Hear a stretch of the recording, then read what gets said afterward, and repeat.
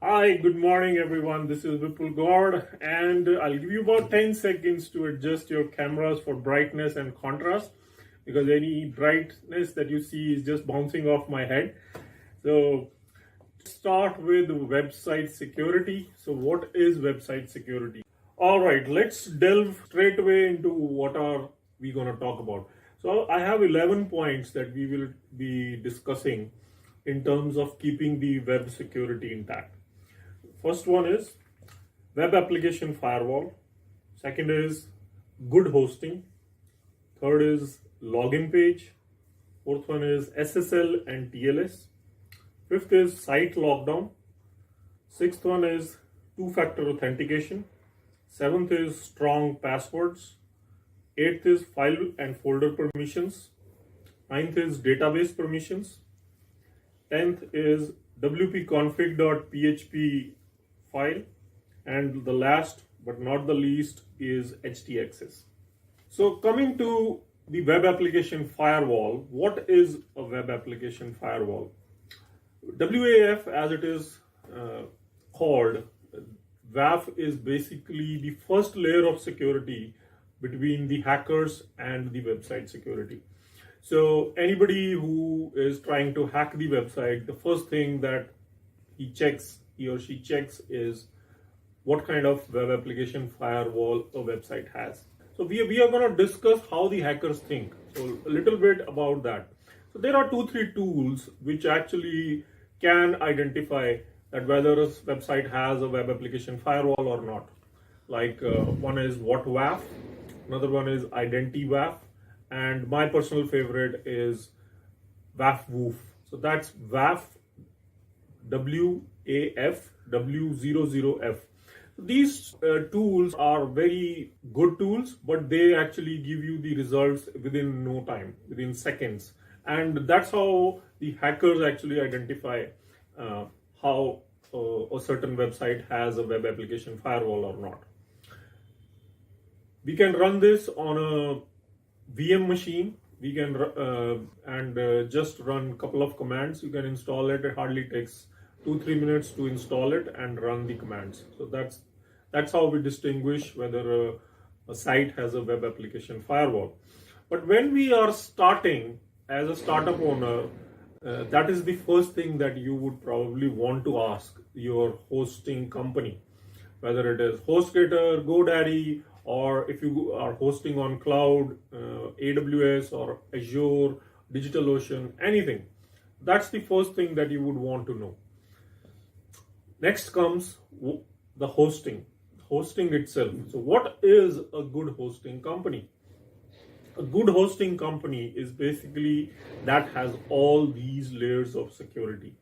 So they have a SSL, TLS, they have web application firewall in place.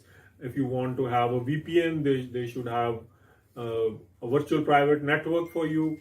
So all these terms we can talk in detail in probably one of my other videos, but this is something that forms the layers of security. Then comes the login page. So in a WordPress website, a login page by default is wp-admin. So your site name / wp-admin. You should never have the login page as wp-admin.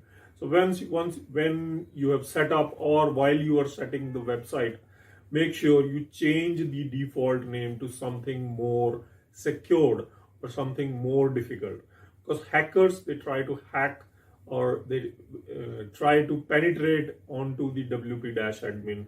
Next comes the certificate. SSL or TLS needs to be enabled on website. So what is SSL? That's a secured socket layer, basically the difference between HTTP and HTTPS. So if you see a site that starts with HTTP : / and the name of the website, that is running on port 80, which is not secured. So what we can do to make the site secured, we can install a SSL certificate. So that SSL certificate makes the site secured through shifting it to port number 443, and then you will start seeing HTTPS in front of the website, and you will also see a small lock in the address bar. That's how you will get to know whether the site has a SSL or not. Some hosting companies provide this for free for 90 days. So every 90 days you need to renew this certificate, or you just need to reinstall that. But you can also purchase this. You can purchase a wildcard certificate. So suppose you are running multiple subdomains on the website. So those subdomains also by default will carry the HTTPS. So that's how we can make the site more secure. So this is like putting an additional layer of security. Then comes the part where there is a site lockdown feature. So what is a site lockdown feature? So there are different types of attacks that the hackers plan. One of them is a brute force attack. So what is a brute force attack? So there are different software which the hackers put into use for hacking. So there's a continuous attack on username and passwords. So they will try to throw different passwords and identify the different usernames. So there was a study recently where the most common passwords were 12345, 1234556, and the usernames were admin, or the password was just password. So admin password was one of the most common username and passwords that have been identified. Now, how we can make these more secure? So we should not have the regular passwords. We should have more elongated passwords, and you can just note it down on a piece of paper or some diary where you can store these passwords, or you can even get a free subscription of Password Vault where you can store all your passwords. So lockdown feature for the brute force attack will definitely be defied by having this feature. Then comes the 2FA. What is 2FA? 2FA is two-factor authentication. So somebody is trying to attack, you can have or putting wrong passwords repeatedly. You can actually have a 2FA authentication marked on your phone. So somebody who's trying to hack, you will get a notification on your phone. So you can either allow or deny it. So obviously, if you allow it, you are actually giving the access to the hacker. So that's how you can identify whether your site is under attack or not. Then comes the strong passwords. Strong passwords are very much required, and there has to be a strong password policy in place for the websites. Like you should change your passwords you can have a password policy for 30 days, 45 days, or 60 days, but you should never go beyond 60 days. Some institutions or organizations even go for a password policy for 180 days or so. Personally, I would not recommend that, and we should change our passwords once a month or once every 45 days. Next point is strong passwords. So strong passwords are basically the combination of capital letters, small letters, numbers, and special characters. And at least they should be about 20 characters long. You can even have long passwords, but because long passwords are hard to remember, so you can store those passwords either in a password vault, or you can maintain your personal diary where you can handwrite them and store in a good place. Never ever store your passwords online, either on a Google Drive or anywhere else, or OneDrive. So strong passwords make a very good case for you to give that extra layer of security to your website.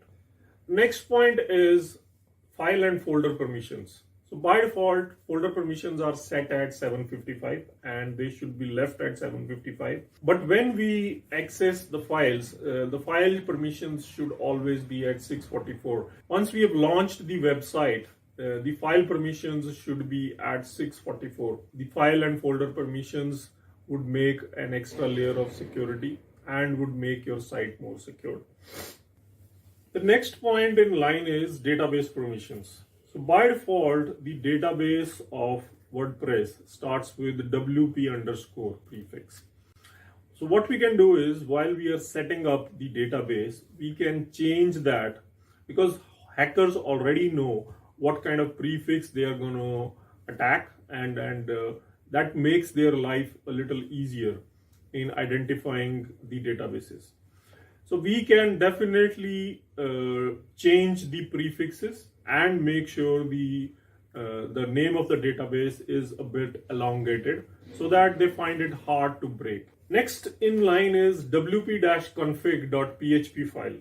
Now this file is the configuration file which contains all the information about each and everything related to the website, be it the username, the passwords, or the default passwords of the master admin, and the rest of the information.